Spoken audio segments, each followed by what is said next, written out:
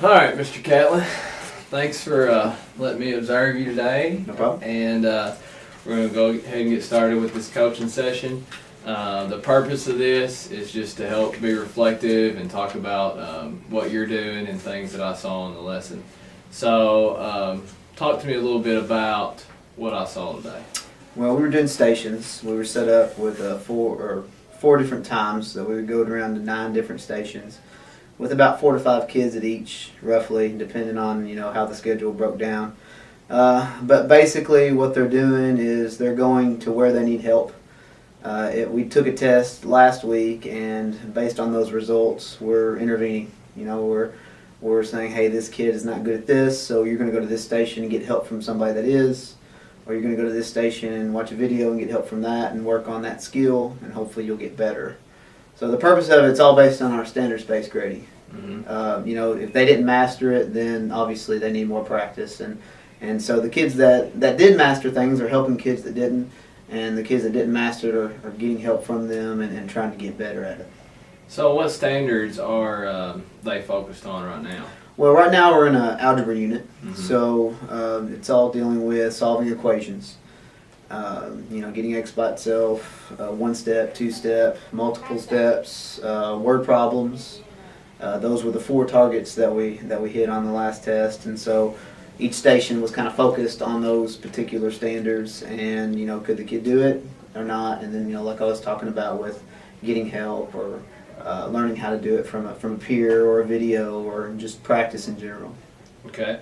And I noticed that Ms. Poole was in there, collaborative teacher, and then you were in there with a specific group. Mm-hmm. What was going on there? Well, there's usually about anywhere, depending on the class, from 2 to 5 that just bombed everything. Mm-hmm. With having the low group like that, oftentimes I'll have kids that just don't get anything. So I want them to have more me time. And so what me and Ms. Poole talked about was having a group set up where I just spend time talking with them, coaching them through how to do each one, because they're going to have more work to do than the other kids, right, because the other kids might have only non-mastered 1 or 2, mm-hmm, whereas they probably non-mastered 3 or 4 of them. So I'm trying to get them on the fast track, not having so much to do, because those are usually the kids that are not as responsible anyway. So sending them home with 4 worksheets is not going to be right, successful. So I want them to be with me, and we usually get 2 or 3 of their worksheets done just working together in a small group, one-on-one time. I'm kind of like one-on-one time, pretty much, because there's 2 or 3. Yeah, it's about as good with that many that I can do, and Miss Poole's kind of facilitating the rest of the stations. right. So how often do you do these stations? What's your thinking on, hey, it's about time for station time? Yeah. Talk to me about that. Well, we tried it out when you and Miss Wilkerson, introduced the idea of the workshop to us, and we thought, hey, we would try to do this, after the last test that we took, and there were some problems that we had, and we tried to line those out, and there's still some kinks I think we can iron out with the whole process, but that just comes with doing it more. We didn't want to abandon it after one time, and so we so we decided that what we wanted to do was we wanted to try to do it after every major assessment. Okay. So after a major quiz or test where there's been multiple targets that have been assessed, we can go back and do these stations, and hopefully it'll help boost up the non-masteries, because that was the whole purpose. Was we've got a lot of non-masteries. We face it. We teach to them, they don't get it the first time. Right. With these kids, it's hard to do that, and so we wanted to respond to it in a positive way, that they would get something out of it, and they're moving, and it's very active. It kind of seems hectic, just kind of coming in and looking at it, but me and Ms. Poole really like the base idea of it, and we think it's doing some good, although there are some things that can be ironed out and made better, but that's kind of the idea behind it. All right. And that's kind of the purpose of our meeting today, is to try to focus on some kinks or things. Mm-hmm. And I know that you're very good at what you do. And so thinking of today, what are some kinks that you've seen that you might want to address maybe going forth towards the next time? Yeah.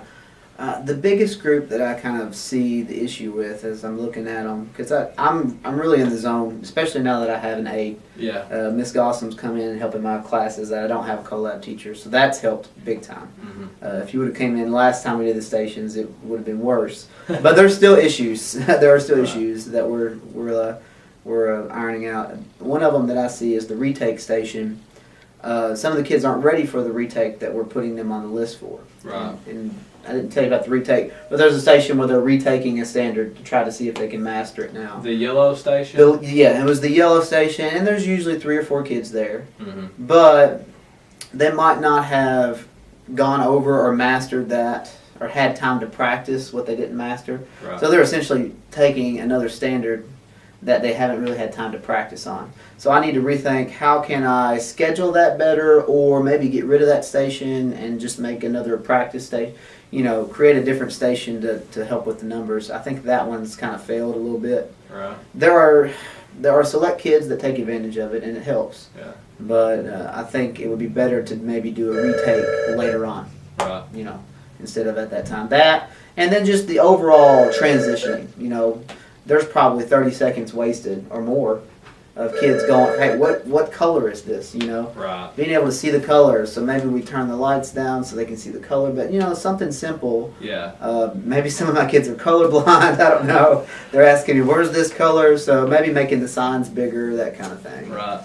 I really want to talk about that. I think that you kind of nailed it. That was my only really coaching point was the transitions. Yep. I know that you had 12 minutes, and then you did your transition. And I noted that the first transition took about 2 minutes, Mm-hmm. and it was the very first transition Yeah, of the yeah. period. And so the second time, I wanted to record it on my phone, Mhm. just so you could see, because I know you're right. You're focused on that one group that Yeah. you have and getting them going. So here's the video, and it's a little shaky at first, but I just wanted to show it to you. Okay. Let's see.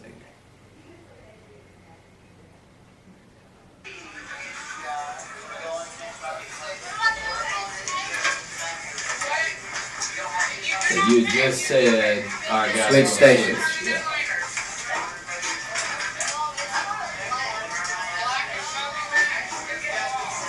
Their bags. Yeah. That's the first thing I notice is the first 15 seconds, they're all looking for their bags. Did you hear that kid say, "Where are we going?" Yeah. And some kids, they know exactly where to go, and I know it's a collaborative group. But then some are kind of, and then Miss Poole, she's helping you out there. Yeah, oh yeah. And that was the big problem when I didn't have the aid, was I had to go around and do that, and I lost time with my small group. Yeah.